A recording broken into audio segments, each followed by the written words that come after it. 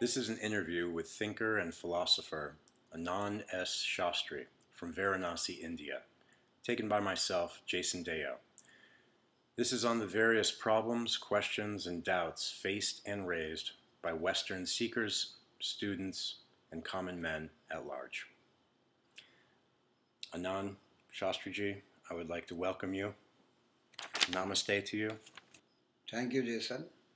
Shastriji, maybe the quintessential question asked by Western seekers, philosophy students, is something like, what is the purpose of life? What is the meaning of life? And why should we care?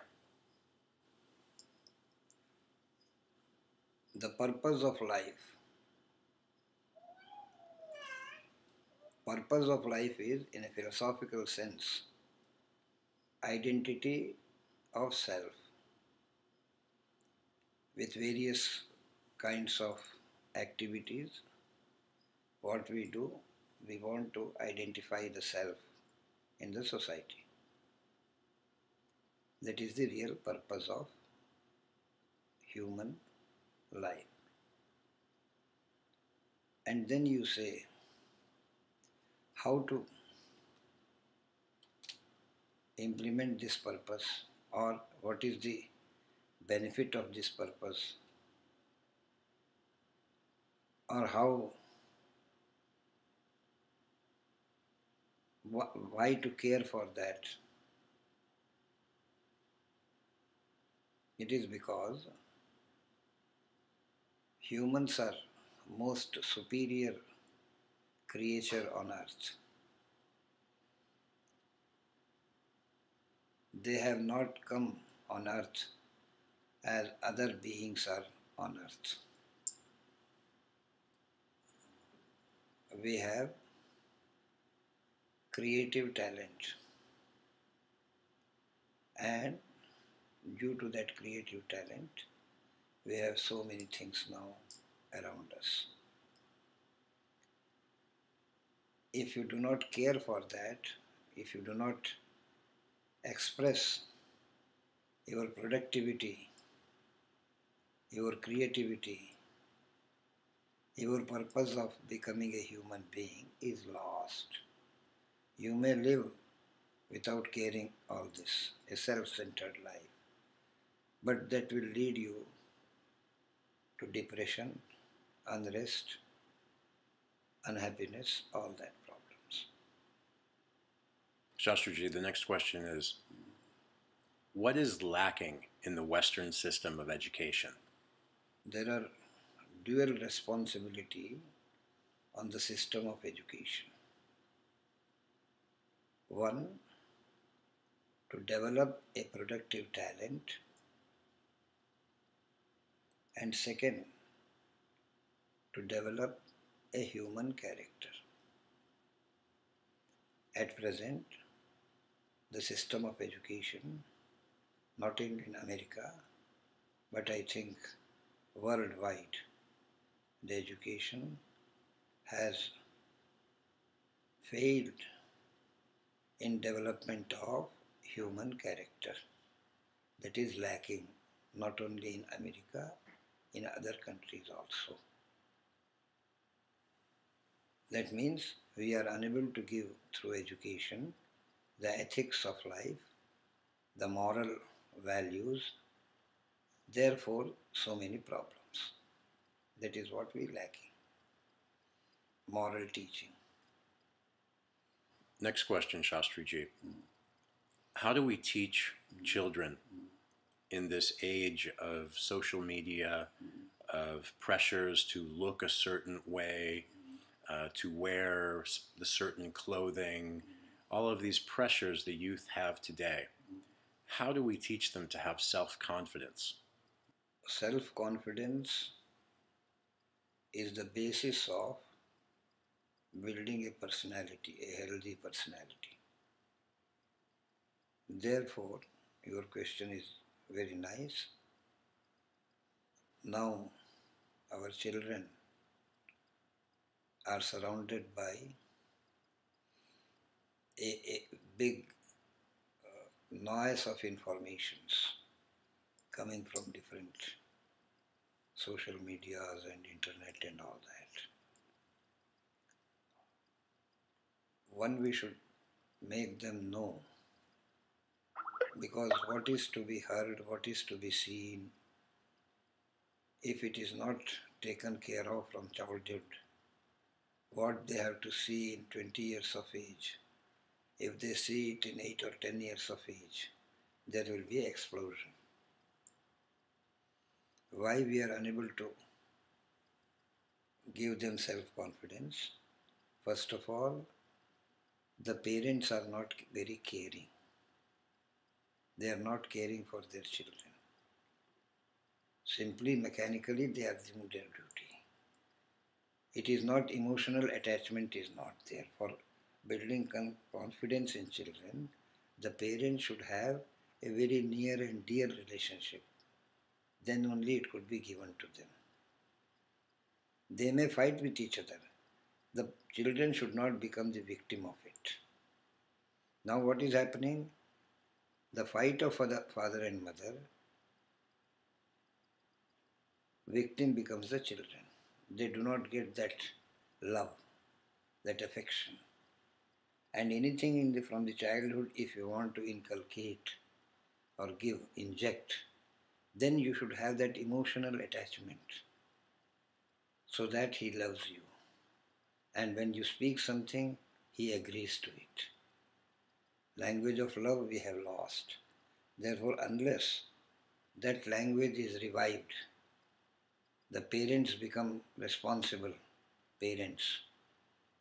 They should not forget that their wife and husband as a personal relationship, and for the children, their father and mother. And especially in the adolescent age, the parents should be very, very cautious, because that is the age which takes a turn in a boy's or girl's life.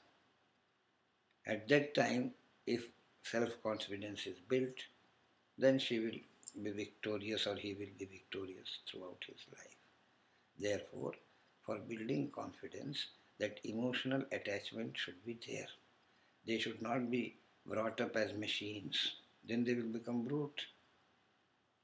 Shastriji, what is the most effective use, what is the proper use of this social media, like Facebook and Twitter and Instagram? How should we use these new age tools properly? They are very useful tools. It has minimized the distance between man to man. Any man in any corner of the earth can get in touch with any man on any other corner of the earth. So much in seconds we can get connected. What is the best use of this media is to communicate each other's problems, each other's ideas, each other's various types of queries with each other making. That means a emotional relationship should be brought with these tools. But now what is happening? We are not making good use of these platforms. Where we are erring or where we are committing mistake, first of all, we are not true with each other in communication on these media, on these platforms. We exaggerate ourselves, forgetting the goodwill or faith of others. I am so and so, I am so and so, I am so. And this, a kind of cheating we are making through these social medias with each other. I will be married But on the Facebook or Twitter, I will say I am not married. I will start communicating, making some correspondence or some chatting with some unmarried girl.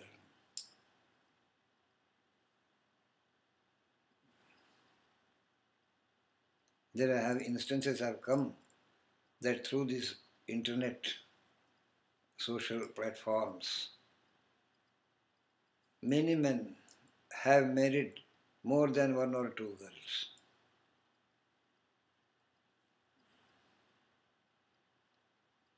So it is a boon, it is a grace of scientists to the human society that these all things have come. We have to make good use. How to make good use? As I told you, to share the sentiments, feelings, taste, thoughts, and get nearer to each other from heart. And for that, truth is essential. We should be truthful on these platforms. We should not take false exaggeration of our personality. What we are, let us put it. God also says that if as you are, you come to me, I will take you up. Don't put any mask. So media should be used in a way to integrate the people of different castes, different religions, different societies, different languages, to unite them.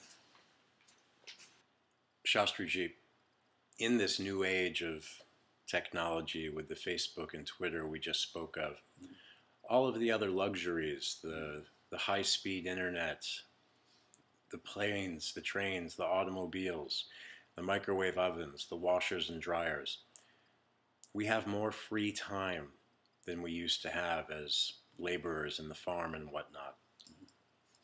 What do we do with all of this extra free time? One has free time in life.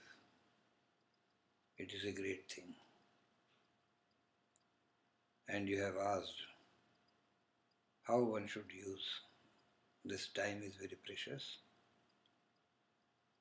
Three things we can do to make good use of time. To read noble books, thought-provoking books, spiritual books. That is one utility of spare time.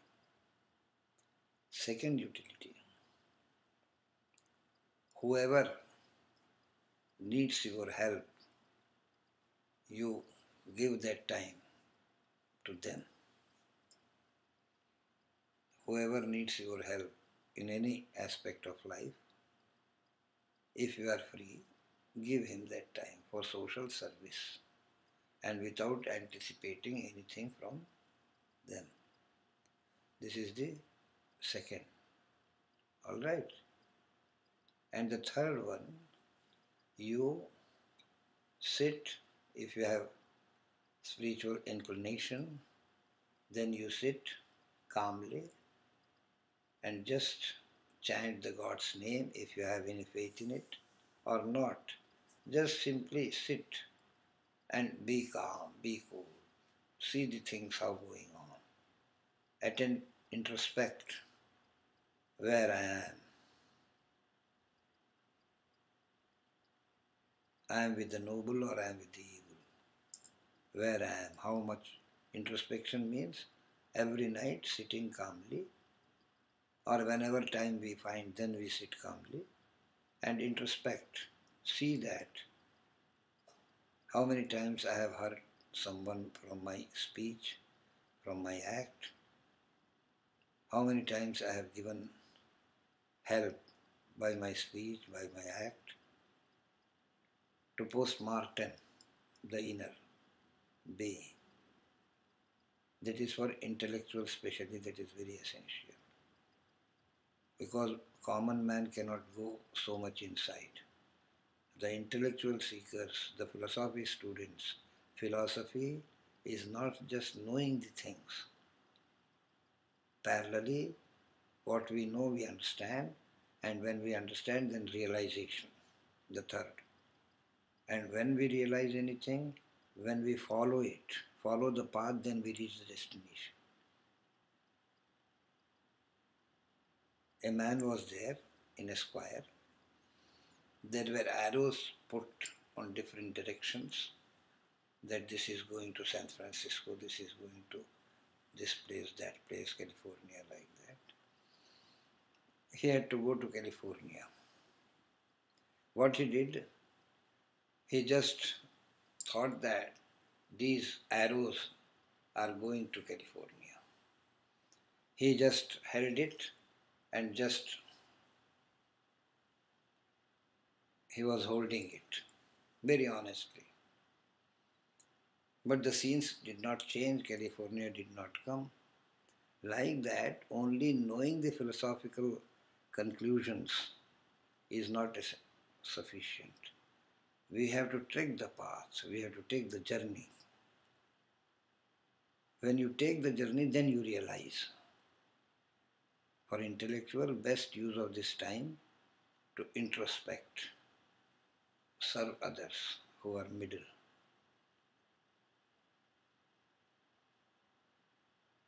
And to read the noble literature. Shastriji, an extension of the philosophical questions of the individual then applies to the group and to government at the state levels and the national level. I would like you to speak into maybe a three-part question of the role of the individual citizen, the role of the local or state government, and the role of the national government, with the best wisdom possible. How are these three roles separate and how are they united? Individual is the basic component of making a society, family, nation, all. Therefore, individual's thoughts, activities, behavior, all these three dimensions influence the family, the society and nation and state and nation. You have asked very good question. As an individual, we should always take care of others. This is the responsibility. Caring others as an individual. And now the individual, then you asked how to be useful to others by whatever resources we have. If I have a knowledge resource, with knowledge I have to be useful to others. If I have money resource, with money I have to be useful to others. If I have a good body, then as a physical work we should assist. If some old man is unable to cross the road, we should make him to cross the road. That is the responsibility as a citizen. Who is I should say, a good citizen. I should not say perfect citizen. I will say who is a good citizen. He is a good citizen who has a productive ability, that is, you ask responsibility of individual in the society. He should be productive in the society. Whatever profession we take up, all the professions are in the society. Society means every profession involves not an individual but a group of men.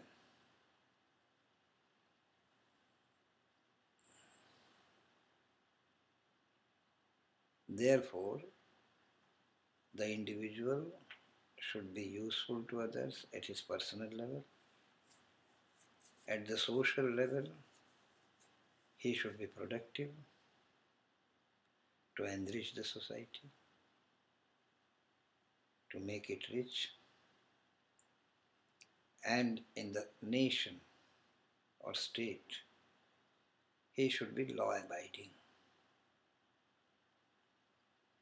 His responsibility is to abide the law. If there is a red signal, we have to stop.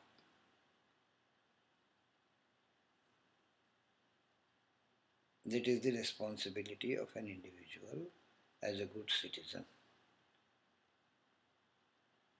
Production for the society and abiding the law for the state or nation. And then you came. What the state, local government should do, what is the responsibility of local or state government? Governments have dual responsibility, whether it is national or it is local. One responsibility to keep up law and order, first of all.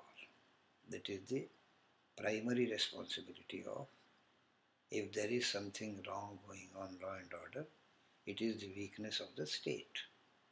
It is not fulfilling its responsibility. State has to look after law and order. That is primary. What is its secondary responsibility? To create resources so that people get jobs or work and they produce. Understand? Specifically these two. Creating resources for development, for employment, for making good use, productive use of talent coming out of colleges, schools, universities, in different faculties. To see to it that no talent is unused. Every talent is used. This is the responsibility of government, local government especially. It is all right. That's and great. Then the national government we come to allocate funds for different developmental work to states without partiality. To release the funds and to look after the borders of defense. Defense is not the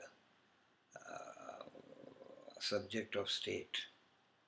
Defense is the subject of nation. National borders are secure. Where to send the army, where not to send. It is all decided by not state governments, local governments. It is decided by national government. So it is the responsibility to see for the national government that borders are secured.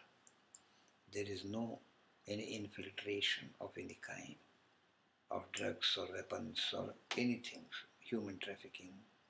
This is all national government has to see. Because anything is happening, it is from out of the country. This is one responsibility. And second, economic responsibility to release the fund to all the states according to their needs. That's all. Shastri ji, speaking to that state level and national level of the allocation of resources without partiality, in a down economy like we're experiencing now in the United States, with high unemployment rates, jobs being shipped overseas, what are the talented, educated, and non-educated, the laborers willing to work hard who can't find jobs? People willing to work, looking for work, trying to be responsible for themselves, their families. What advice do you give those who can't find work? First, we have to here understand. First, we have to understand that the responsibility, as I told you, of making good use of workforce, human workforce, is the responsibility of state and nation. If there is unemployment, it is the mismanagement of state directly. They accept it or not, it is different thing. But it is solely goes to local governments and the central government. And secondly, second responsibility on whom? The whole philosophy working behind the economic system.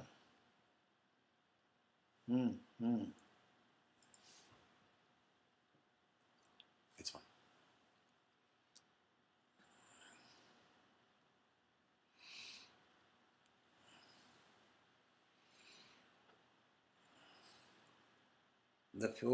The philosophy behind the present economic system worldwide. It is profit making. That is the aim of economic enterprises or economic endeavors, economic efforts. Therefore, what is happening here, why unemployment is generated, why there is recession, when we go into it, deep into it, we find that this philosophy, yani to get the work done on minimum price and to resell it on maximum price. This is the philosophy. Get a shirt stitched for $1 and be sold in $10. So where I will get the work done in $1, there I will give the work. Why there is unemployment? Because local business houses and the governments, they are not worried anywhere the employment caused by their behavior, by their policies. They want to hire intellectual as well as physical labor from outside instead of employing their own citizen. Because they think that our own citizens are costly. When I can get it done in $1, why should I pay $2? There is no any big responsibility in business houses and in government that we are here to give opportunity for our own citizens first and then the rest. If this policy changes, if they are sharing some profits from their pockets, if they engage the local citizens who are jobless, if they are given the opportunity, I think the scene will be very different. And another, for them, skilled or unskilled, educated or uneducated, who are not employed at present, for them, my advice is always to search a job does not meet success. Then we have to see around that what with my physical ability, with my mental and intellectual ability, what I can do. And without hesitating, whatever work you get or you are able to do, don't think of what I will get $10 or $8. You say that I will work, give me work first. The money will come afterwards. They have to search their own path. Free entrepreneurship. Independent, no job, independent work. They have to make or search. Where as much work they will do, so much money they will get, like that. And what I feel in India also, here also, there also too much of unemployment is there. What I feel that a man who really wants to work he gets the work. So many idle people who are unable to do any work, they do not know to do any work, they are only unemployed. The talented persons are everywhere required in all economies. And the faulty economic thinking philosophy of the present day, these both have created this. The government should try to employ their own people first. They should sacrifice their profits for citizens of nation if they have some emotional attachment with them. And then who are unemployed, they should not reserve themselves, I will do this, I will not do that. Any work, a coolie work, simply voluntarily you offer your work. Just see, you will get the work. In India we have so much of facility. We have maid to sweep, to wash, because every house there cleaners are not there, dishwashers are not there. They are with very, very few. We have all kinds of services available there. Like that, let the people come to door. I will sweep your house. I will do this work. Whatever you will give, I will accept it. Why employment will not be there? You should be ready to do any work. Shastriji, I'd like to segue from government back to the individual with this last dual question concerning the problem of terrorism.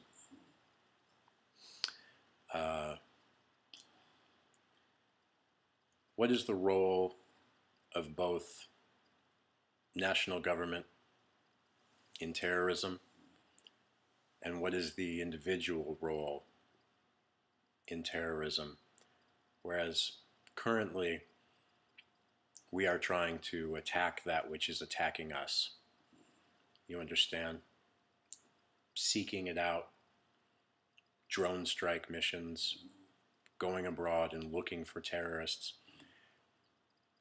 Is that the right approach for the government? And what can we do as individuals?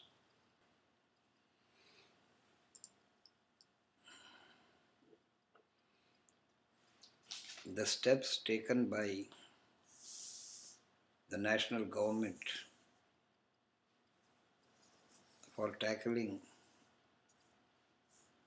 the terrorism is based on the principle of tit for tat. There is no any other thing in the thought. You have killed me, I will kill you. You have made my life miserable, I will make your life miserable. Understand? This is the guiding philosophy behind the steps taken by any government in any country. I am not speaking this for only America. Understand? Then, what steps should be taken for checking off this a very, very big danger, a powerful danger for the well-being of civil society. They are posing a great danger on the peace of the society. Unless you go to the root of the problem, you cannot find a proper solution. Any problem. Tit for tat is suppressing. It is not solution. It is suppression. You have suppressed me in some way, I will suppress you. That is their doing. They are not finding solution to it. What is the solution to it? Solution to it is, there are many types of terrorists on earth at present. Some with their local interests, political, economic interests, there are terrorists. Some are guided by some philosophy. as Mao and other thinkers, communist thinkers. Communist terrorism is also there. And then we have religion-based terrorism. The most dangerous among them are two at present as I see it. One is the terrorism in the background of religion. Terrorism in the background of political thought. That means we have to understand this clearly, impartially, that the root of terrorism, one is in the religion and another in the political system.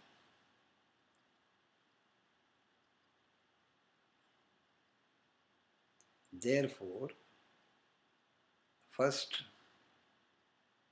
the world has become very, very near to each other. America is a great country, a very powerful country. It should make overnight sit all the religious heads of all religion, including Pope also, in one place.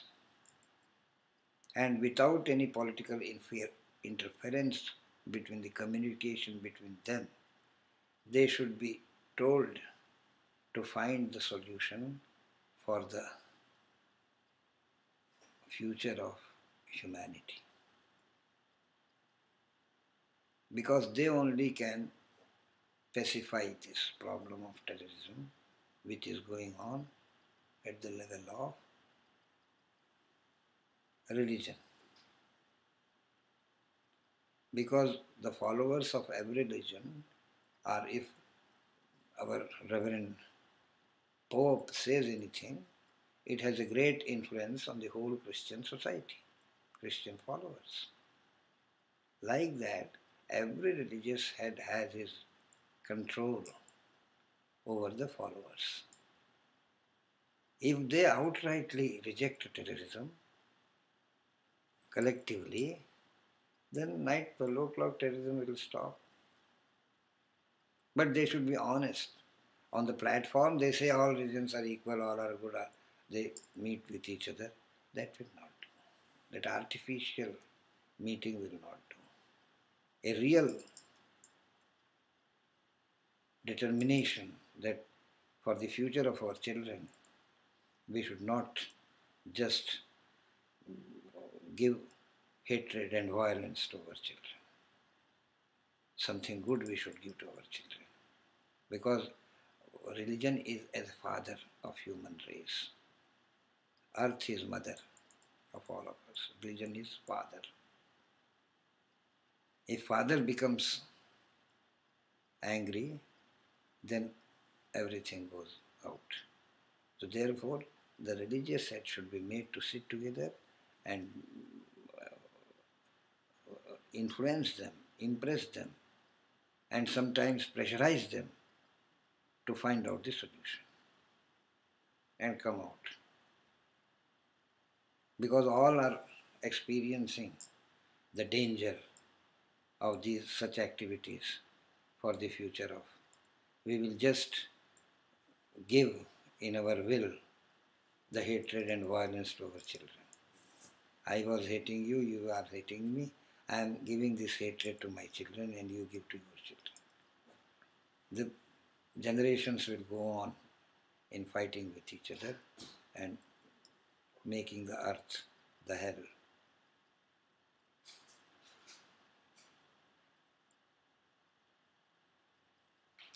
And for the political thought instigated or stimulated terrorism, for that the leaders of those terrorist groups, they should also be brought on the talking table because they have their own argument to prove their activities to be justified.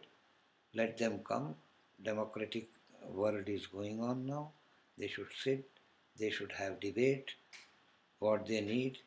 They are also fighting for farmers, for laborers, as they pose themselves. So their truth will come out when they sit on the table of dialogue. Then they should be made aware that you come to the mainstream of the nation, and if you want political power, have elections, stand and get elected. Shastriji, I'd like to move from that collective international talking table to the internal talking table, that dialogue with the self.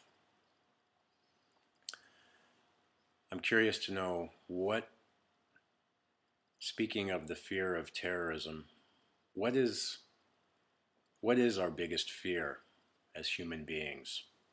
What do we fear the most internally, and how can we move past it? Fear is a natural instinct. This we have inherited from animal stage. Fear is of two types. One positive fear, one negative fear. What is that positive fear? Fear to do any sin, any wrong, any injustice, any trouble for others. This is fear to do that. Fear to do wrong things. This is positive fear. This should be there. Fear of God. Why? He will punish. This is positive fear, which keeps the man on the right track. Now this fear has vanished. No fear of parents, no fear of teachers, no fear of law, no fear of God. Man has become as if he is the lord of his own and doing all negative activities. And what is the negative fear? Here negative fear is always, we fear with the unknown. What is known, we do not fear with.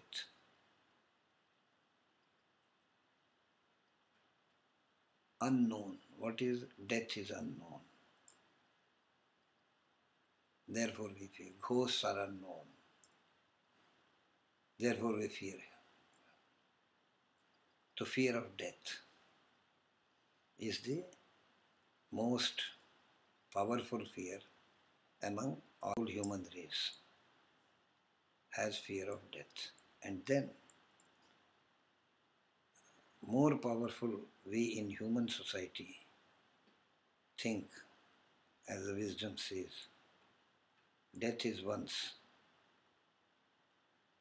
Nobody dies 2-3 times. Once death comes. What bad name is also a death, a kind of.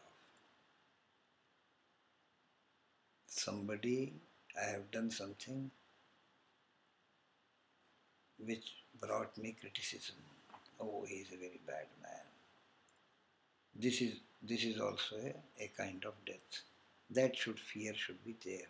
That my honor should not be, my prestige should not go down. I should not do any such work, any such thing, so that my dignity goes down. That is one fear. Then the fear of losing wealth. That is also a losing job. Job means wealth. Wealth means job. When we do some work, then we earn money. That fear of that. Why there is so much, the next question will come when I will deal that, the depression. Why it is there? I will deal that. Here it is all right. If you have any sub-questions in it. Well, you mentioned the fear of death. What is it that happens after death?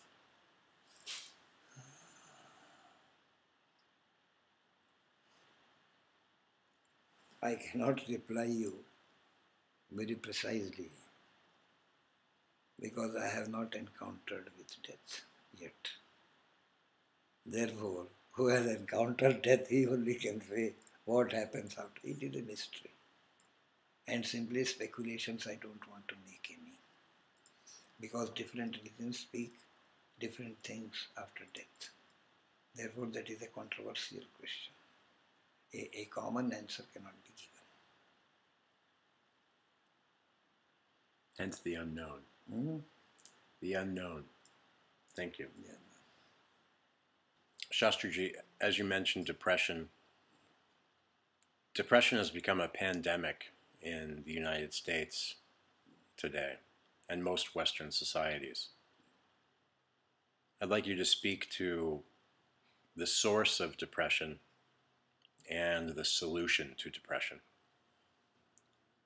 Depression is related with manas, we call it. Here we call it mind. What is depressed? Who is depressed? Mind is depressed. It is a psychological state of mind. Depression is. Why depression is this there, or why it comes? When man is unsuccessful, then depression comes.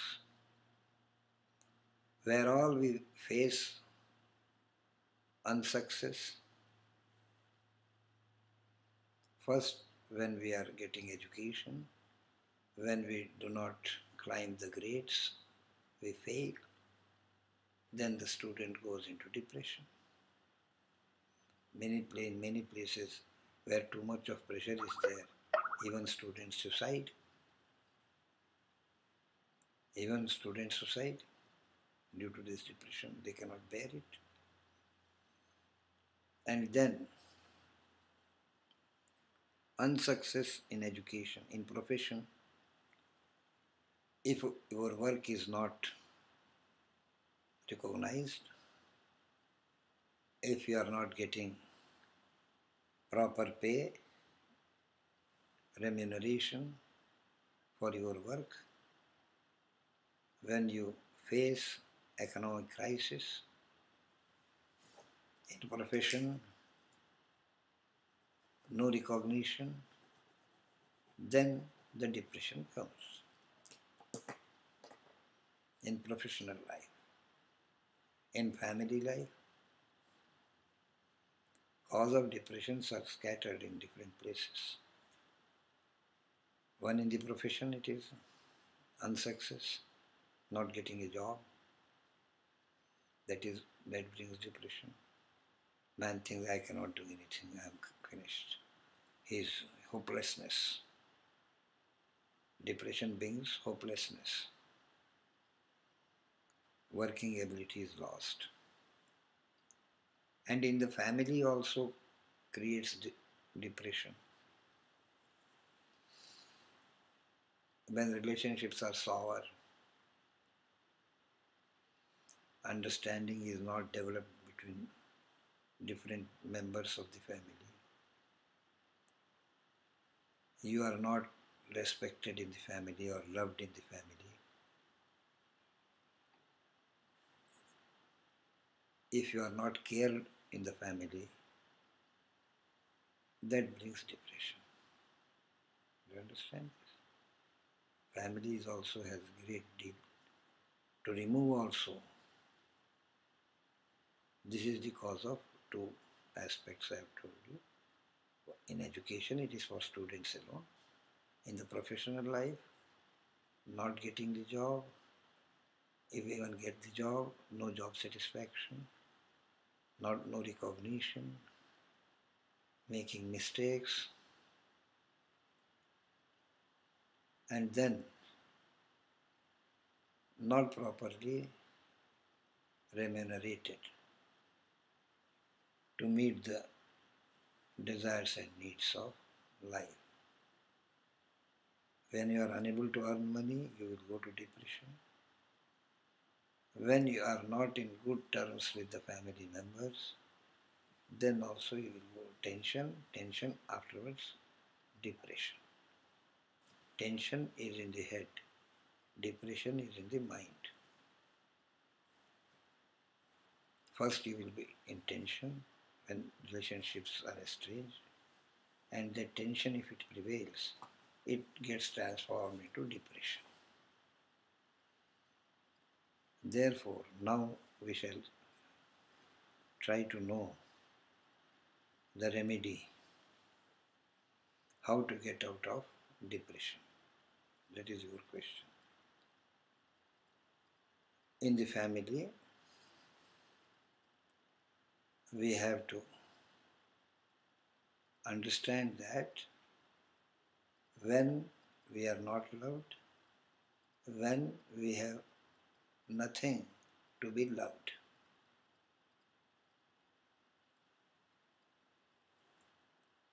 do you understand that?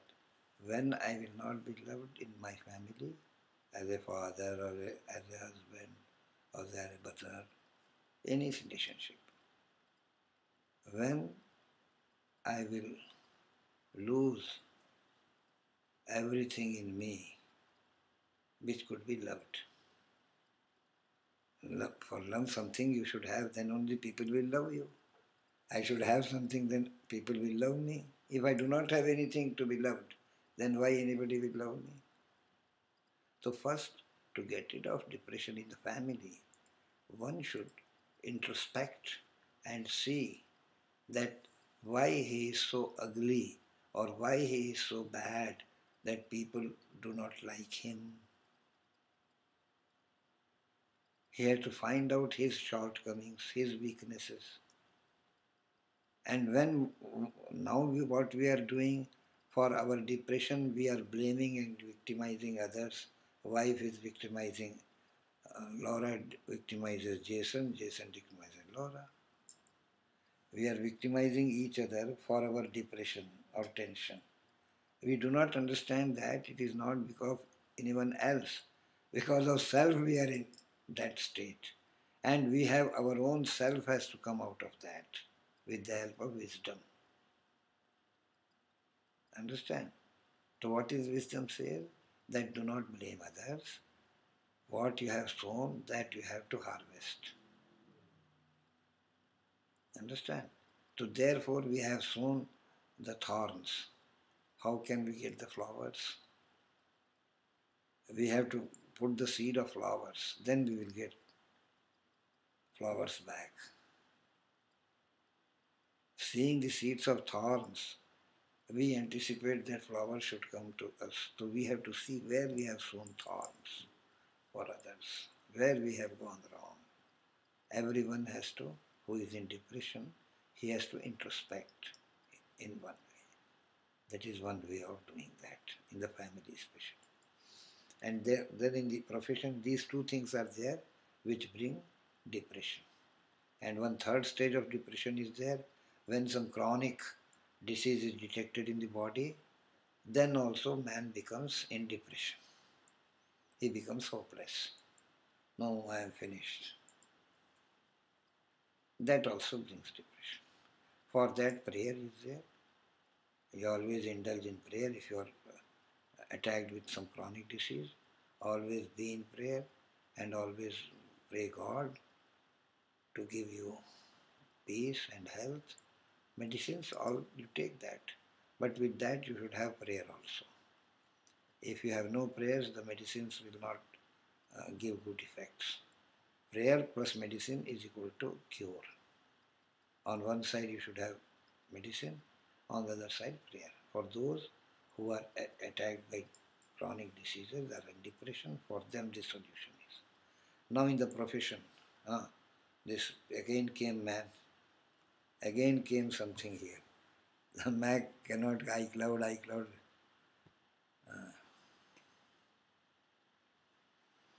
In the professional field,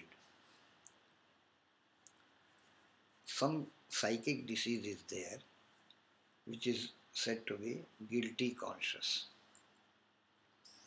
Always a kind of guilty consciousness that I am not beautiful and my work people do not like. It is wishful. It is not externally, it may not be so. always feeling guilty.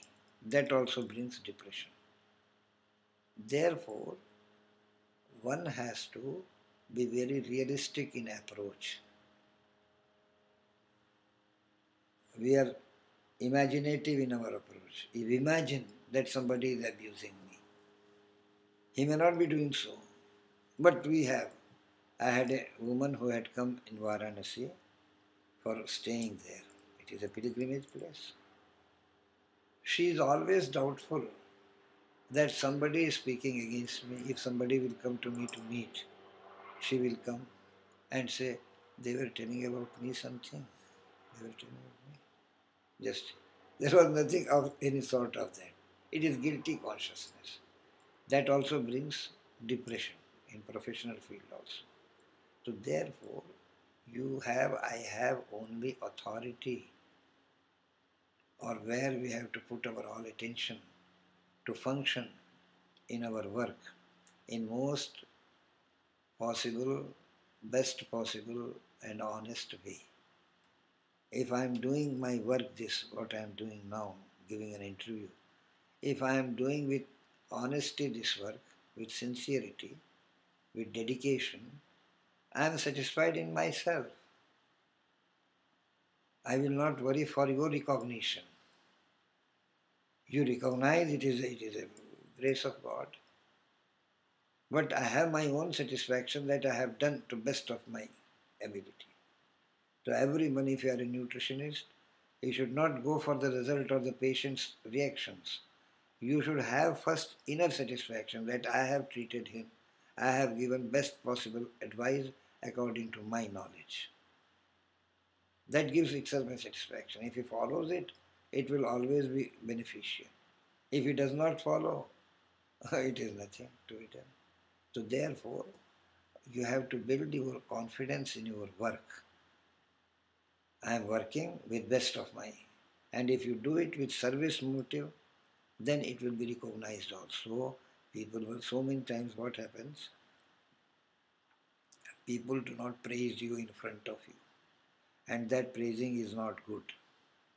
If you praise me in front of, it is not very beneficial. When you praise me, appreciate me behind, that is more valuable. So you should know that from behind many times people will be praising you. But because they are not praising you in front, therefore you think that, oh, I have done so much of hard labor and no appreciation. I have done a good cooking with hard work. If you do not appreciate in words, I may feel that, oh, perhaps the dishes are not good. But it will not be so. Dishes will be good, but not necessary that appreciation words should come. Sometimes it comes also, sometimes it does not come. But I should not get depressed for that, oh, nobody appreciated my cooking, it is always. That should not come. I should be satisfied, you should be satisfied with your work, doing with full confidence. That itself is enough for your satisfaction, for your success. Thank you. Shastriji, you answered a lot in that question. You mentioned combining prayer with meditation. You mentioned taking an honest personal inventory and introspection.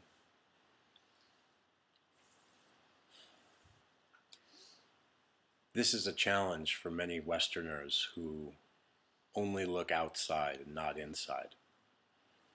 So many Westerners feel that everyone else has to change in order for them to feel okay and to feel at peace inside.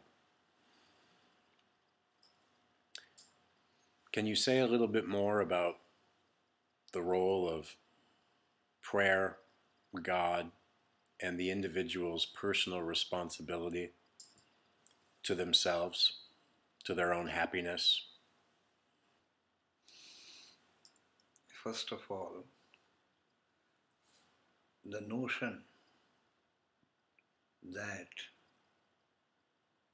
when others change, then alone I will be changed.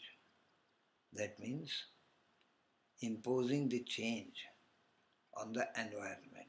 If environment changes, then I will change. That is what you said, the Westerners think. First of all, whatever change comes, it is from within it comes in human beings. In other stratums of visible world, the influence of environment on them is responsible for change. But in human beings, their own attitudes, their own thoughts, their own taste, they influence the environment. That means a change in man brings the change in environment. It is not environment-centered change in individual, but individual-centered change in the environment.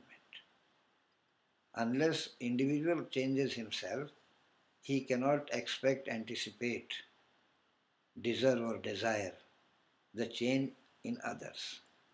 If I want to change others, because now what we are doing, we are victimizing others for our problems. We are not understanding this, that every individual himself is responsible for his problems and he has the capacity, authority to solve it. But instead of attending to that part, we just, as you said, that others change. Others are responsible for everything. I am not. Accountability of our own deeds, our own activities, our own behavior, our own thoughts. We do not to be accounted by anyone, but we account others. That is the outcome of illusory viewing the world and self and the environment. So first, one has to know that we have the right to change ourselves. I have right, I have authority to change myself. I have no authority to change you or anyone. I cannot do that. God cannot do. God cannot change anyone. Because man is so free, God has shown the path. Why God is there? Why God is necessary? One more short question yours may be there about the God also. But here, the meditation, the prayer, the God, what is the role of all this in getting the life more purposeful, peaceful, prosperous, happy? Isn't it? When we speak of meditation, one is the inner power is there, one is the external power is there. External power is in hands, legs, our tongue, our productive ability. There is.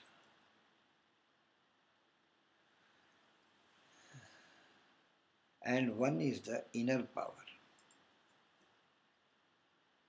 As the power, when is gone in it, we put it for charging a cell phone. So, inner power is exhausted in many ways when we speak, when we do different types of work. To regain that power, energy, inner self, we require meditation. It strengthens the inner being of everyone. Understand? And then God. God is truth. Truth is God. That means praying to God means what? That means accepting the truth and bow before the truth. Truth is light. Understand? As the sun is there, light, like that truth is also a light. Thank you. Therefore, one should be to make the life happy, purposeful, peaceful, prosperous and healthy. You have to look into yourself again and again and try to reform, rectify, self-rectification, self-purification, meditation, God. Both have on one side prayer. Prayer strengthens your inner being. Meditation is also a kind of prayer. To lift the mind from worldly things to the divine plane. That is meditation. Shastriji, you speak of God and truth. How do we let that in? Aren't most of us blocked off from that? Isn't that a problem faced in our individual Western lives? Isn't something keeping our hearts and minds closed off from the truth of God? What is it that's keeping us closed off, and how do we open up that door?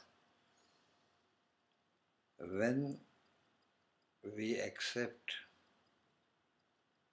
the unreal as real, then the understanding of truth becomes impossible.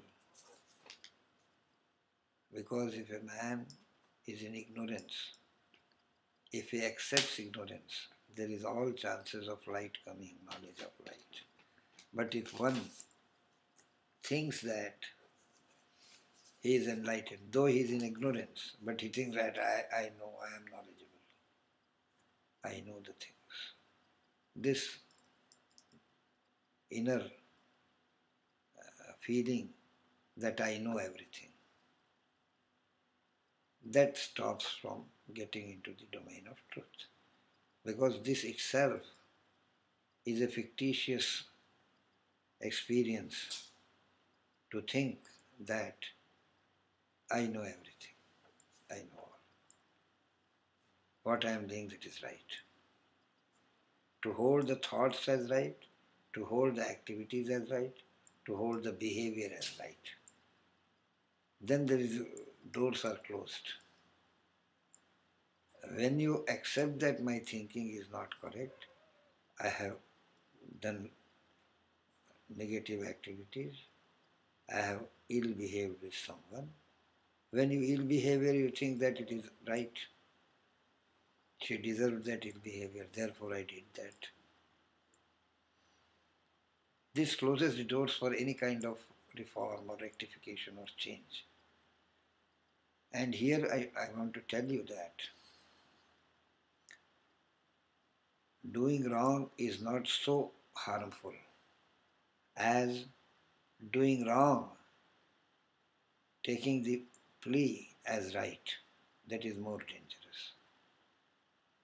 Doing wrong is not doing much harm, but taking that wrong as right, that is damaging the whole future. Because such man cannot reform at any time, because he always thinks that what he is doing, it is all right. What I think, that is all right. Then where is the chance of looking into it, looking into the self? One should come out from this is illusory state. Hey, she is hungry, perhaps. She told you? You edit it. So this is the illusory understanding of the life, of the world, That is making the man unhappy and all problems. Unless he gets out of it, this illusory viewing, illusory concepts which are not real. We are trapped in those concepts, illusory, ignorantly formed concepts about life. I see.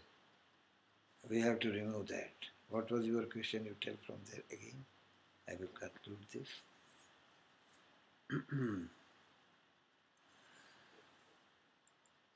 Westerners, How do we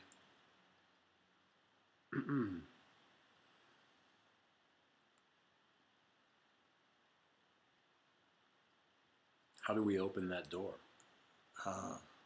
open the door to truth. That is, isn't it?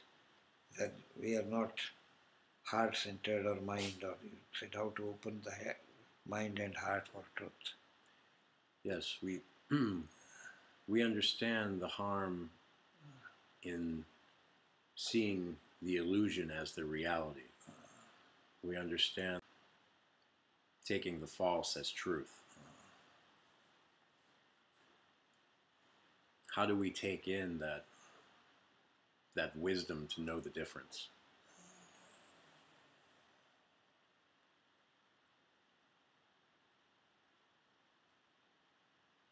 First,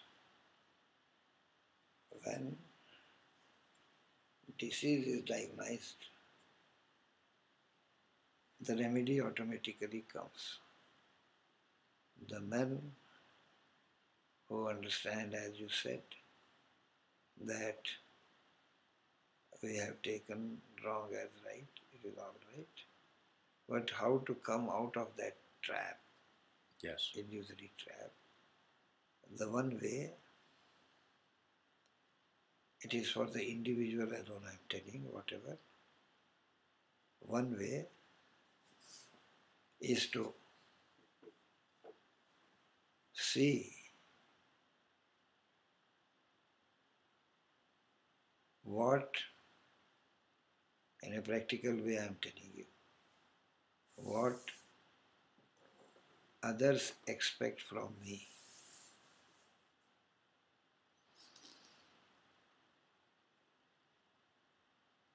We are not living up to the expectation of others. To get rid of from that illusory concepts which has made the man very, very self-centered, not caring for anyone, caring for self.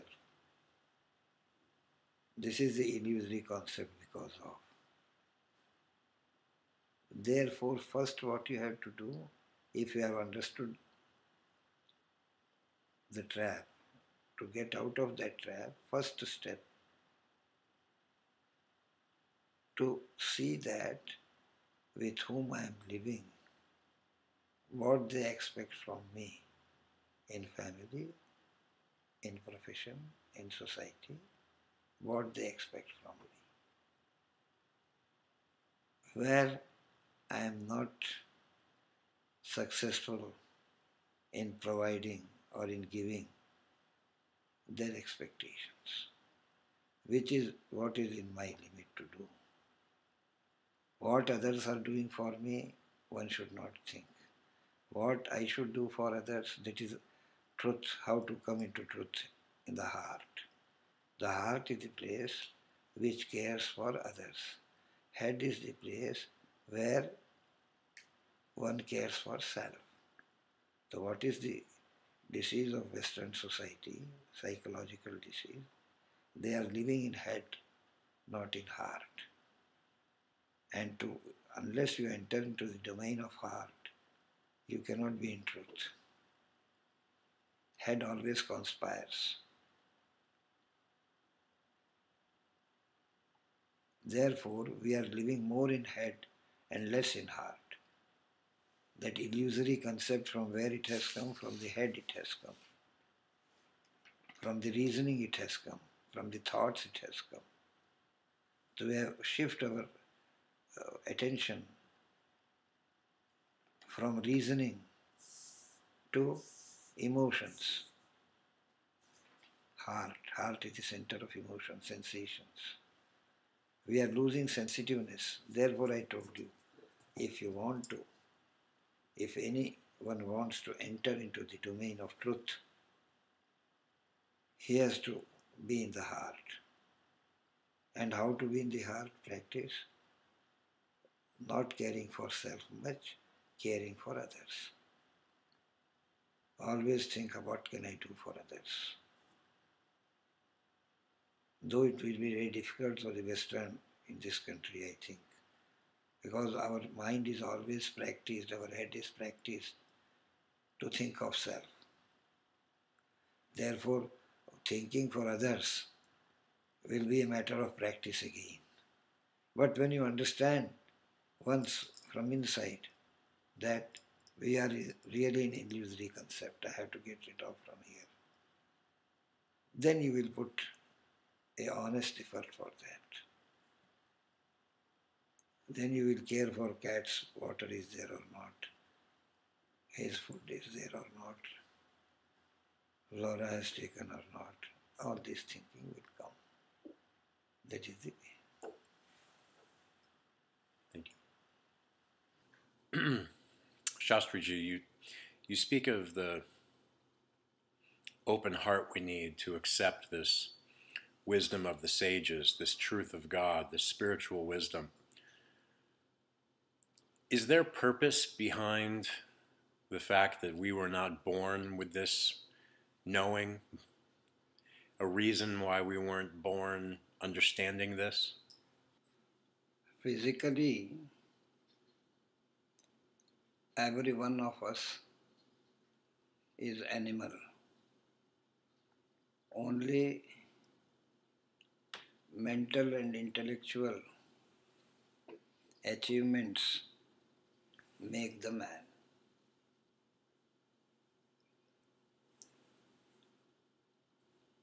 Why we did not inherit this wisdom by birth?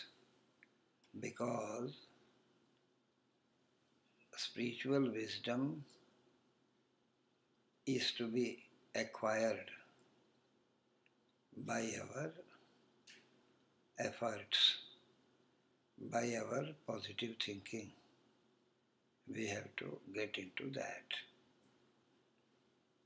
Humans have no privilege or independence to get the spiritual wisdom automatically or naturally. To have the spiritual wisdom means to become a true man. A man of spiritual wisdom lives a true life, a truthful life. That is the symptom of spiritual wisdom. He gets guided by noble forces, engages himself for the good of one and all or others or around who are around him. Spiritual wisdom, for that spiritual wisdom means what? As I told you, in education system, we have two responsibilities. One is to give the child with his physical growth, a knowledge, a productive talent developed, and on the other side, make him spiritual, to make a man, to make him spiritual. Because spirituality only could make any human being a true human being.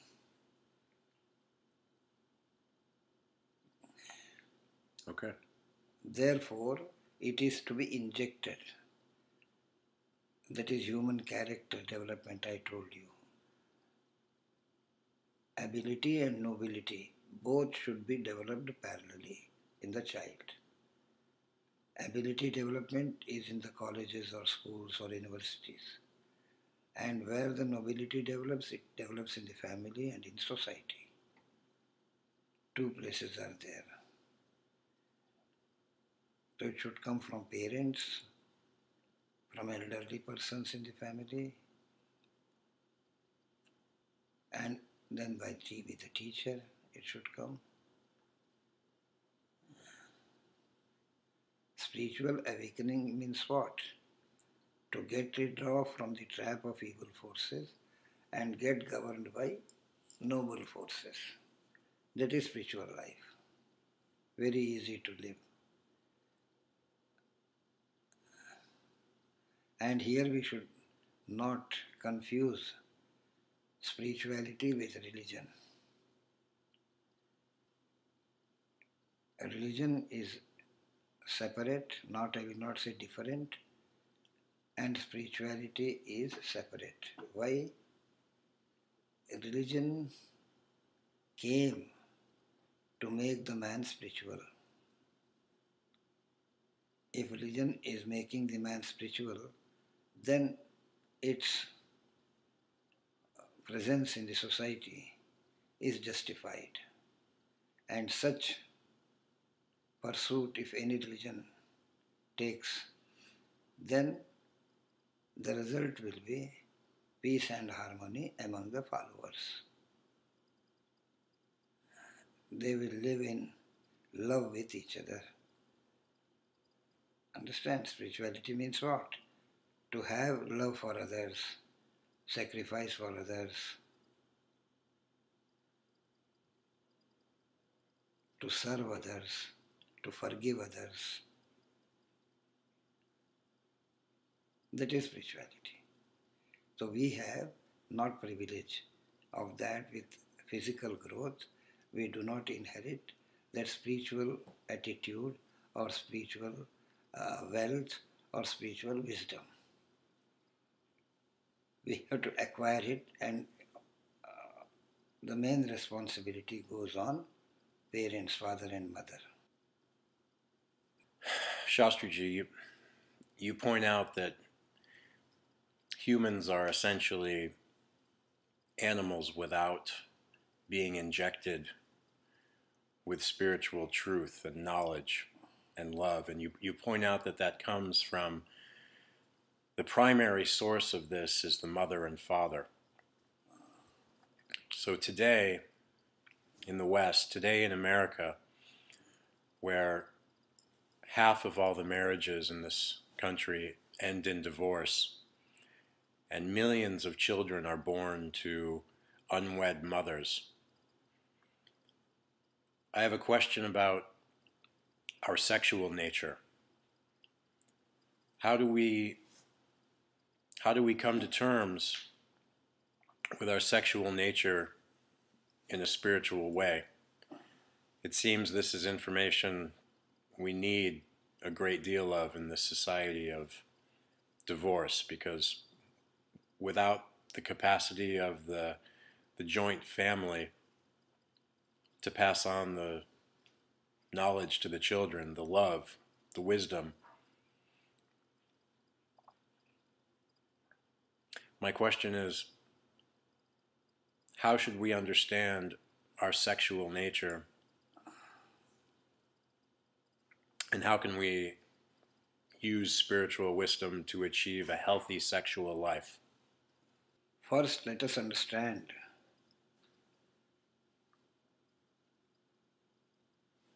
the purpose of sexual pleasure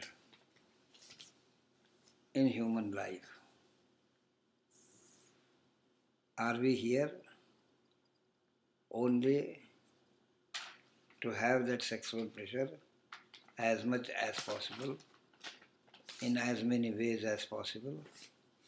Is it the purpose of sexual pleasure? When we see from the eyes of wisdom, we find that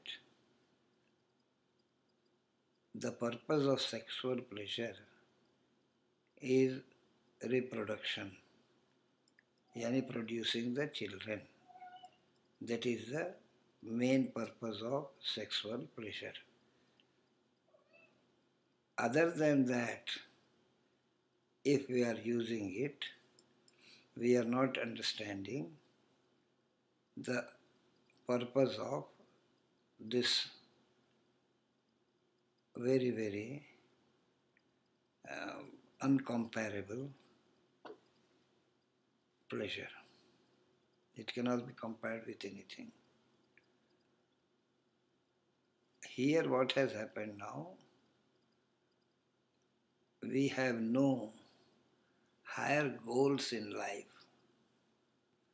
We do not understand that there is any pleasure superior to sex pleasure.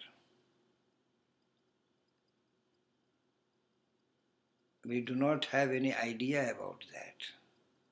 If we would have any idea about that higher pleasure, then we would have gone for that and not only just fall victim to this sexual pleasure. Because it is what it is said that as much you will take sexual pleasure, so much the desire for it will go on increasing. It cannot be satisfied. For the moment it gets satisfied and again it erupts. Therefore, this pleasure is not for just enjoying. Its main purpose is what? Reproduction, producing children. That is the positive purpose of the sexual pleasure. And then one has to divert his attention or her attention from that pleasure.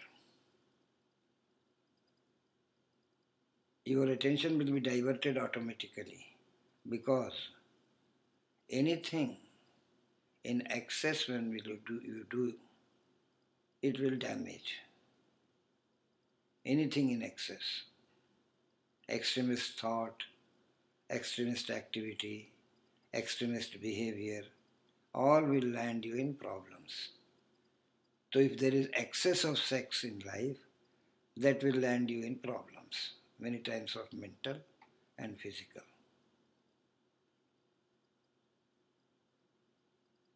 Therefore, here or anywhere in the world you can say, we have thought that why we are born to earn money, accumulate comforts and enjoy the pleasures. Above this, we are not thinking anything about spiritual life or God or anything. That is all very secondary things. Primary thing, earning money, accumulating comforts, enjoying the pleasures, all kinds of pleasures. And that too without understanding our limitations. Everyone has limit, how much he can take. And we are just going out of limit. When you go out of limit, you explode because body will not contain it. The mind will not contain it. It will explode.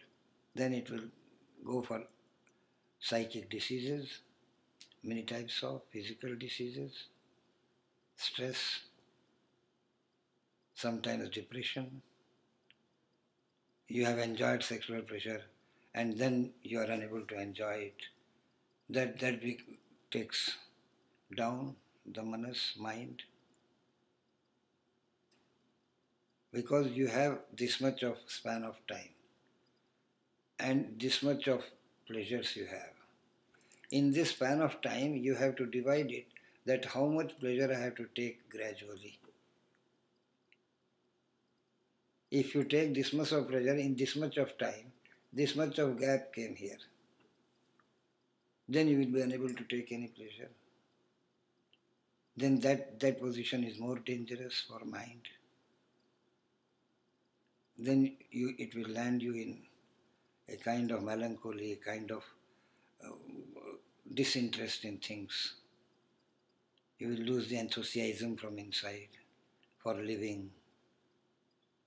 So sexuality should be controlled in a way that we are to understand it first intellectually in woman and man both should understand that this is not only the pleasure of the human life, there are higher pleasures also. We should search for that. And when you come in true love with anyone, male and female, wife and husband, then you will be sleeping side by side, talking and everything. You will not have any sex. Because the divine love is water and sex is a fire. Desire of sex is fire. How it could be extinguished with the water of that pure love? When it is poured on manas, then that fire is cool and calm. You are not. And the pure love which we call the life, which we call the God, love is God. That which kind of love is God? Which is above physical attraction, beyond physical attraction. That is pure love. When you have that, then you will not go for sex every now and then. The desire, that fire will be extinguished, calm. Shastriji, you've spoken of these limitations, the wise instruction of placing intelligent limitations on life in order to succeed in happiness and satisfaction. I'm curious about the limitations of food. You've spoken of the adage of feed the stomach and not the tongue, which I like. And I would like you to say a few words about your own vegetarian lifestyle. And in addition to that, I have a question for Westerners. Do you feel it's possible for Westerners to eat animal products and still live a spiritual life? Actual spiritual life has nothing to do with our eating habits, first of all. Eating habits are cultivated from the childhood. The type of food we consume continuously, that we like to take. It is different in different countries. Now you speak about the animal product. Here I have to clear it that what you are eating is not important. How you are eating it, that is most important. What is the method of your eating? Animal product is only allowed when the animal is sacrificed in a religious way. When it is not sacrificed, then it should not be taken. Every religion has a tradition of sacrifice of animals. Every religion has it.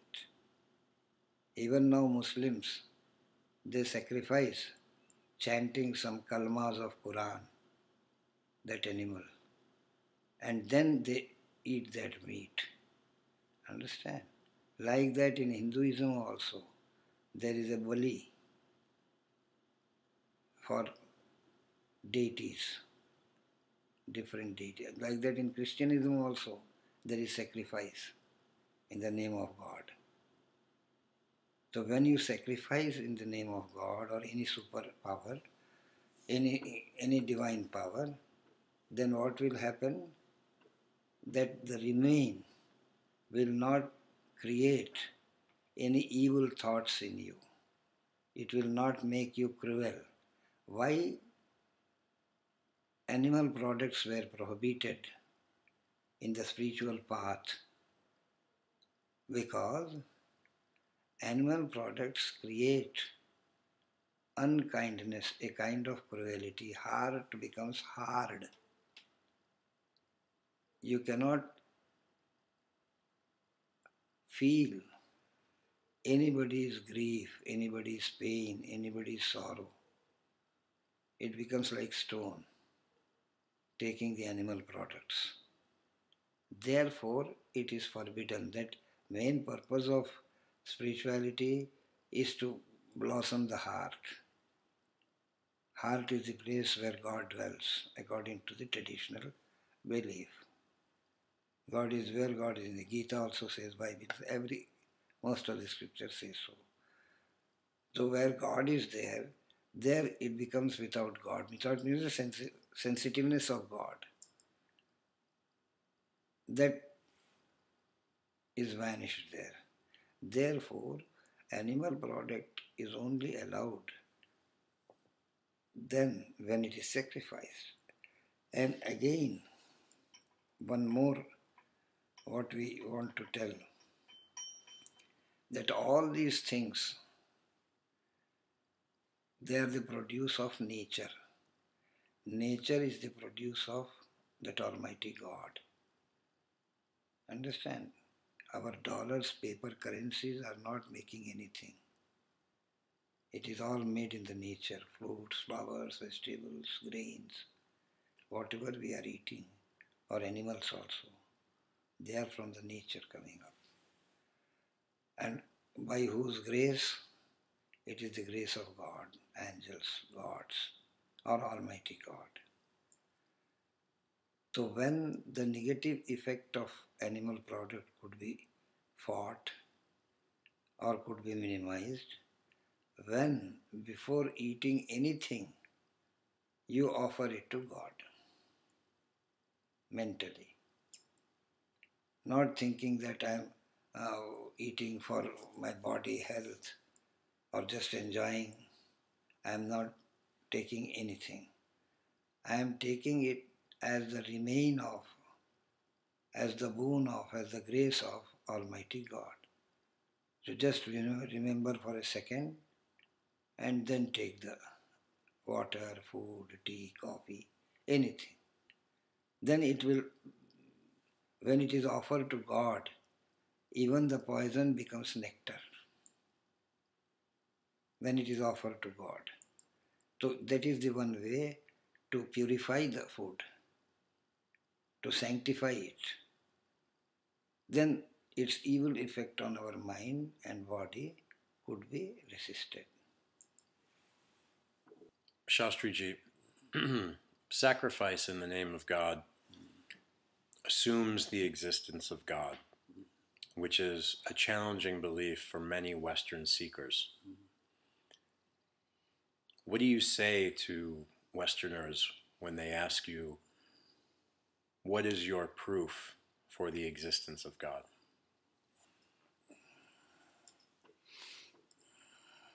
First we have to understand what is God, who is God. Then the question of proof comes, isn't it? What is God? First we have to understand this. And then who is God? Two questions come here. You ask the question in a way as if God is some personality. You can give proof of visible things. What proof you can give for invisible things? You have to experience it. You have to feel it. If I ask you, give me the proof that air is here, what proof you will give? You might say that you are breathing, that makes the proof. The air is touching your body, that is the proof. Experience, feeling is the proof of invisible things. Visible proof cannot be given for that. And somebody asks for it means he does not know his own question, what he wants to understand. One thing here. First of all, God, Almighty God, is no personality. He is abstract, invisible, absolute. That is the form of God. All right. How to experience, you can ask for that. How to experience that abstract, absolute, infinite, unlimited, unbound, Almighty God, how to experience it. All experiences, what we have in the world or in the cosmic world, in the spiritual domain, because God is a subject of spiritual domain. It is not the worldly domain, isn't it? Whatever existence of God is there in whatever form, that is in the spiritual area, not in the worldly area. We do not see any God on earth or do not accept anyone as God in the visible world. And many religions say that there could not be any incarnation or the Almighty God come in human form. That is not possible, also some religions say. Isn't it? When we say that God exists, the best proof of that is we, I and you all are here on this earth and many systems around us is functioning without our own effort. Because anything is happening without action, there could not be any reaction. All right. When there will be action, then only reaction will come. So many automatic functioning is going on. Are we making any effort to breathe? Is it automatic breathing, sleeping, walking, jogging, eating, sleeping? Everywhere this breathing is going on. Who is doing it? Automatic system. Who has invented this? Who has made this system? Anything is there, so maker will be there. Without a maker, a making will not come. Like that, we are free to eat, but digestion is going on automatically. Food is digested automatically. For that, we are not doing any effort. When overeating is there, indigestion is there, then somewhat we can take. But in normal course, digestion is an automatic system going on. So what we see from our external world also, we see that trees are growing, flower is coming up, fruits are coming up. The seed, who has made the seed? Humans. Humans can only transform the things to their comfort and their use. Humans cannot invent, cannot produce any original thing. Whatever scientists have produced, they are all the combination of the things in the environment. Different things we have taken up and combined it and made it for. This is all computers, from where it has come. Is it any original produce of human brain, any of things used in this? It is all from nature. Copper, aluminium, steel, everything, whatever components of semiconductors. From where the raw material is coming for anything, for all pharmacy produces, it is all from the nature coming. Is it not? So who has created all these natural things? Here we say, I am not personifying God. I am saying that Almighty God is a law, as a divine law he is functioning. And he is taking care of everything to be in their own place. Why sun is not colliding with moon, or some planets do not collide with each other? How they are moving on their own path? Who is regulating them? Some law is functioning, that is regulating the things. Only humans are free on this whole visible world who can adhere to the law or who can break the law. Otherwise, all celestial bodies are functioning according to the law. They are not unlawful. Everything, trees, fruits, everything, they are functioning in a lawful manner. We are only supposed to protect that law and follow that law. Unfortunately, because that spiritual wisdom is not there in man, he is not understanding this, that God is everywhere, anywhere. We have to feel it. We have to experience it in many ways. Who has put the juice in the fruit? Who has put it? You will say nature. Who has made the nature? Then a law is functioning above all. If you do not accept any personality God, at least you have to accept the law as God. And that law is functioning on the foundation of truth and justice. Shastriji, one more question about God, the existence of God. For Westerners, understanding your background as a man with a Hindu background coming from India, what is your feeling or opinion about Jesus Christ? In my feeling, Jesus is Son of God, Messenger of God, came on earth for liberating us from the bondage of sin and wicked life and show us the path of truth, love, sacrifice. He came for that purpose. And he gave his blood for our sins. What the crucifixion is actually, it is he gave his life.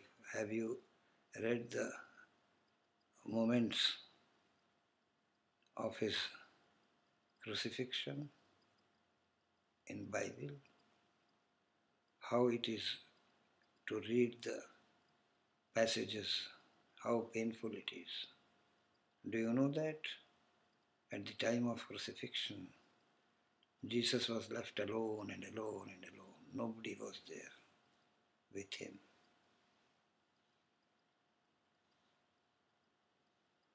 The so-called atheist, I shall say, anybody who has faith in any form of God, he will not be violent. He will not hate anyone. He will not just have ill will with anyone. So when he was crucified, he was alone. Everybody left him.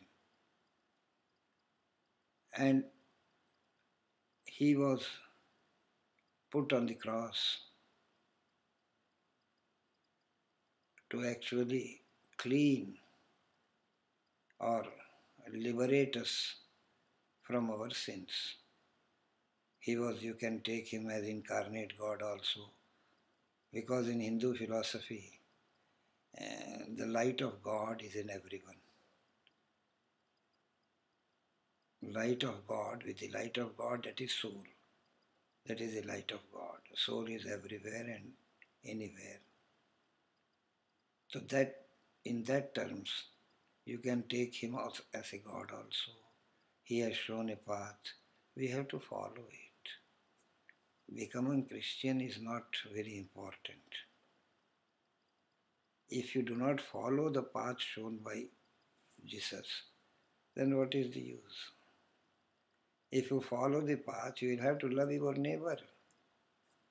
You will have to be ready to serve a sick person. You cannot deny that. You cannot hate your neighbor because he is not a Christian. It is not said that you only love Christians and hate others. Jesus never said that. Jesus said that love all, with love you win them. How you will win my confidence or my faith or my love? By giving me love. When you give me love, I will love you. The God also says that you love me, I will love you. Jesus has said, you love me, I will love you. I will see that you are protected. But we have to accept, we have to accept the Jesus in true terms, in real terms of following. That is, I told you, knowing the Christianity, get initiated in Christianity, it is all right. I do not oppose it. But more important is to follow the principles given in the scripture. And if you really follow, I tell you, you cannot, anyone on this earth, even a criminal, you cannot hate. Because truth and God is there in criminal also. You have to hate the criminality, crime, not the criminal. You will have sympathy for him if you become a real Christian or real Hindu or real Buddhist, any religion. You will have to love him because God is there. You are loving the God. And your God is everywhere, anywhere. Shastriji, the seekers in the West are becoming more and more interested in meditation. And previously, meditation had been thought of in many ways here in the West as a contemplation or a dialogue, a meditative discussion, a meditative thought. However, in the Eastern schools, we learn a different form of meditation, a form of various forms to still the mind, still the body, breath control, various asanas. What can you say to someone from the West who is beginning meditation for the very first time? What would your instruction be to a first-time meditation student?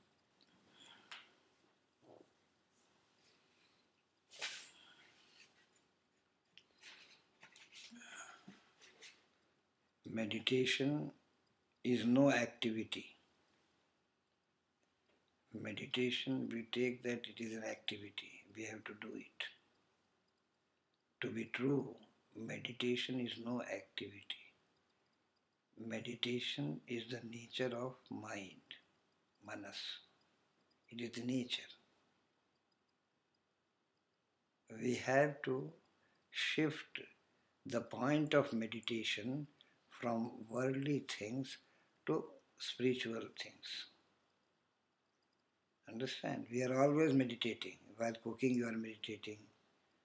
While you are talking, you are meditating. Meditation is the nature of mind. When we are in sex, we are meditating. When meditation breaks, the mind loses its nature, then we say, oh, I am bored, I am boring. Because the mind has lost the meditation. Meditation is a state of mind. It is always there in the world. Why in spiritual terms we speak of meditation? To shift that point of attention, point of concentration from exterior things to inner being. Do you follow this? It is only shifting of point of concentration and attention. Most of the time we are concentrated and attentive to external things. And that when we are attentive and concentrating on external things, then we are spending the energy. For accumulating the spent energy, we have to meditate inside. That means to shift that focus from outside to inside. From inside focusing, you have first to make your body still.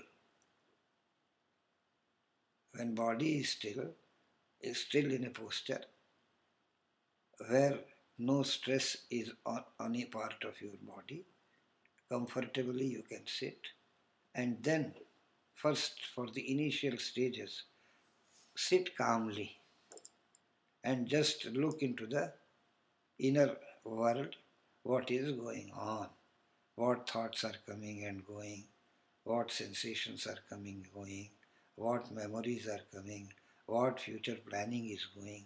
All this goes on in inner world. You, in the first instance of meditation, first step off, to take the mind from one place to another place, you have to become an observer. Observe the things without making any attachment ego with all the thoughts, sensations, memories, plannings, whatever it comes inside during that period when you sit calmly and not seeing outward anything. All the organs, sense organs inside. Hearing, seeing, eye should be shut. And it is good that first when you shift to that observance, then you should have concentration on your breath. Control of breath is very important. Control of breath means what? Not too deep breathing, not too above breathing. Most of the time we will be breathing from here. That's all. Breathing should go from here. That means you inhale the whole air slowly and slowly you exhale. The exhale slowly you should exhale. When you became observer for some time, then you concentrate on the breath. That is the first step for the beginners. Shastriji, please continue. Please say more. How do you explain this observer you speak of to the Westerner as different from the mind? This observer or witness. And second to that, what direction do you give to the advanced student, to the Westerners who have spent several years in meditation and are very comfortable in this observer witnessing position, who have control over the breath now? What is the next step for them?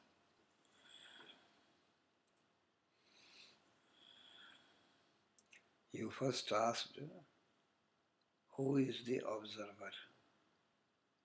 So here I should say that I or ego is the observer.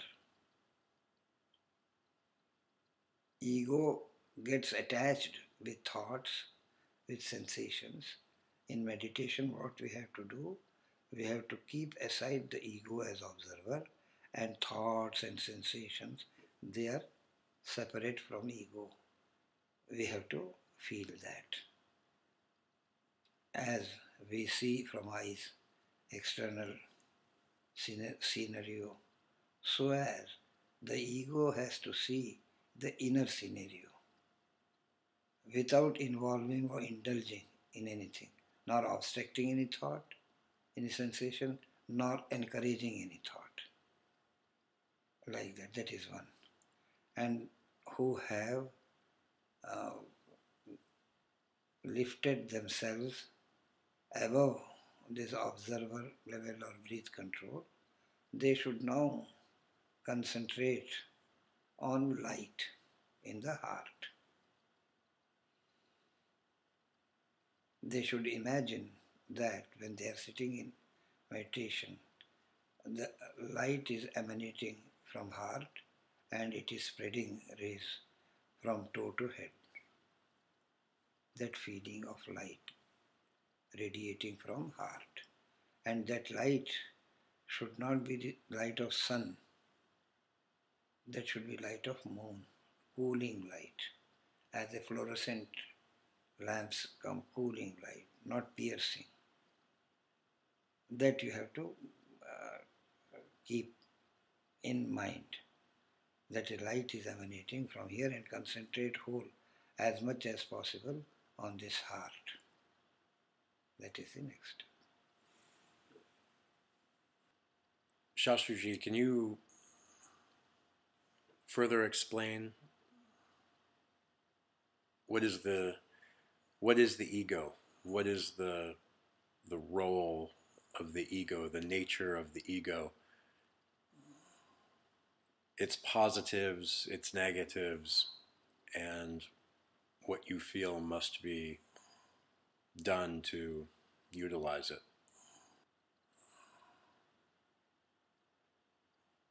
Ego, in Indian psychology, ego is also an inner organ. As intellect is an organ, so as ego is also an organ, just attached with intellect, the origin. Where the ego resides, it is in the buddhi or intellect it resides. From here, the ego goes out. It is the passenger of this body machine, vehicle. His whole body is a vehicle, and ego is the passenger of this vehicle, not the driver. What is the negative use of ego? Though it is not the driver, it has no training of driving this vehicle, the ego, it becomes the driver of the vehicle and lands this body vehicle into accidents. Because he is a passenger of this vehicle, he is not driver. But we take him as driver, and ego drives. And this driving of ego lands the body in many kinds of diseases and problems and all that. This is the negative use of ego. One should understand that ego is the passenger and the driver is wisdom. Wisdom is the driver of this vehicle, should be the driver of it, because wisdom knows how to run the vehicle. Where are the pits, where are the humps, how to save it, how to take it on a safe path. Wisdom knows it. Ego does not know it. So there we have made a mistake, that we have given our body in the hands of ego. And another function of ego. Ego is the organ which feels and claims that he is doing everything. This is the second function of ego. One, it has become the driver of the body, vehicle. And second, what it has done, it claims and feels that he is doing, ego is doing everything. I am doing, I have done it, I have to do it. This doership. Whereas it is also because of illusion and ignorance. Everything is happening. We are only the instruments of those happenings. Nobody is doing anything. Nor you are taking interview with me, nor I am giving it. It is happening. We are only performing our duty as an interviewer and as I am giving an interview. It is a happening. We are not doing it. If we think that we are doing it, the ego has come into it. Understand? Therefore, the second negative use is to think that I have earned it, I have done it, I will do it, it is mine. I and my, these two functioning of ego. I is with activities, thinking, and my with possessions. Whatever we possess, we think it is mine. It is mine, everything is mine. Like that we think. Whereas it is not so in the real sense. In terms of law, in terms of principles, in terms of the eye of wisdom, when we say that everything is happening, we are fictitiously think that I am doing, I have done it. And secondly, whatever we possess, house and cars and comforts, this is all is given by the nature. It is given by the society. It is given by the environment. Though we can say that it is a reward for our work, for the duty we performed in the society. In return, we got the house, we got the car, we got the different items of comfort. How we all got it? When we performed our duty. In return, we got it. But we have to be obliged that I have authority to do my duty. But the comfort given by society, we should be obliged to the society. They have recognized the work, they have recognized my duty, and they have given me all this comfort. Therefore, these comforts are not made by me. It is given by you. If you are a spiritualist, you will say that God has given me. If not, it is given by the environment. If the environment would not have recognized your talent, your work, your duty, then how you would have got it? Therefore, you have given me so much of comfort here for 10, 12 days. So I should be obliged to you. On the other side, you should also be obliged that you have come here from that thousands of miles. That is your duty. But what is my duty? I should get obliged from you that you have given me comfortable living, you have looked after me, taken care of me. I'm grateful to you. That feeling I should have in my mind. Then ego will not come there. That because of my knowledge I am here, because of my learning. That I will not have it on my own. When any success if you take on your own, then it becomes a failure in life. The success is always from others it is coming to us. The failures it is because of our own shortcomings. Our own weaknesses we fail. And whatever success is there, it is coming from others. Cooperation of others, recognizing of others.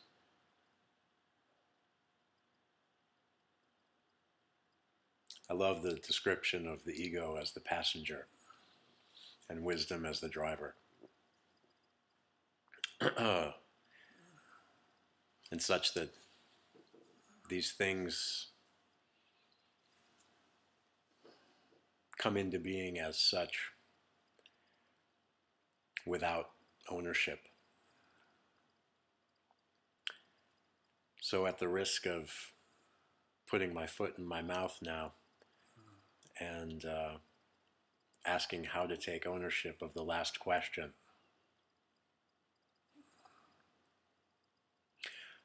what can we do specifically? What can we do immediately as soon as we press stop on this recording? What is one simple effort, one simple action Westerners can take immediately to bring peace and harmony? The one step which I can suggest to bring peace and harmony is to love. Love whoever comes in contact. Love brings peace in life. You love your enemy also. The rays of love brings peace. Love should emanate from every individual. That is the work of heart. You give heart to others, you take heart of others. Don't collide the heads. Stop this. It is more invest. Exchange of hearts with each other. You love him. What is he? Who is he? Don't think of that. Love humans. Love animals. Don't hurt anyone. Try to. That is the way. What one sentence you asked. Love is the foundation for peace and harmony. For individual, for family, for society, for nation, everywhere. When you have love, then you have peace automatically.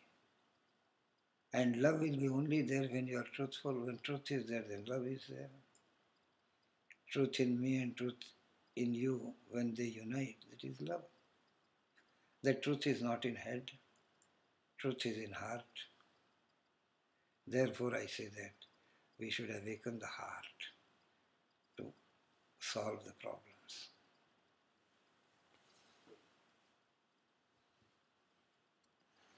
Not so. Do you have any sub-questions in it? If you can put it. That's what I feel, that this is the solution for that. The first step every individual, a man with wisdom has to do, without irrespective of caste, religion, or anything of rich or poor.